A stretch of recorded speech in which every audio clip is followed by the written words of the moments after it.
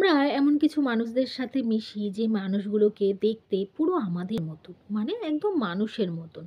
তাদের একটা নাক আছে, দুটো চোখ আছে, একটা মুখ আছে, দুটো হাত আছে, দুটো পা আছে, আমাদের মতনই চলাফেরা করে, আমাদের মতন জামা কাপড় পরে, ভাত খায়, জল খায়, সবই আমাদের মতন। অথচ মানুষগুলো ভেতর থেকে পুরো গিরগিটি।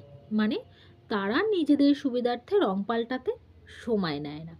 সে মানুষগুলো তোমার জীবনে কোথাও না কোথাও একজন হলেও আছে। তুমি জীবনে কখনো না কখনো এরকম মানুষের সম্মুখীন হবেই। তাই বলবো, এই মানুষগুলো যখন তুমি এদের সম্মুখীন হবে, চেষ্টা করো তখনই সেই মানুষগুলোকে বের করে দিতে। না হলে কিন্তু তুমি দিনের পর দিন আরও রং দেখতে পারবে। এই মানুষগুলো আমাদের জীবনে আসে, খুব সুন্দর করে কিছুটা সময় কাটায়, তারপরে সময় হলে তাদের রং দেখানো শুরু করে। তারপর সময় হলে তোমার জীবনটাকে একেবারে তছনছ করে দিয়ে আস্তে করে বেরিয়ে যাবে। আর না হলে ঘাপটি মেরে বসে থাকবে, আবার কখন তোমাকে রং দেখানো যাবে। তাই চেষ্টা করো মানুষদের থেকে দূরে থাকতে। আর এই মানুষগুলো না শুধু গিরগিটি নয়, সাপের মতন বিষও ধারণ করে। তাই বিষটা খাওয়ার আগে আস্তে আস্তে নিজেই সরে যাও।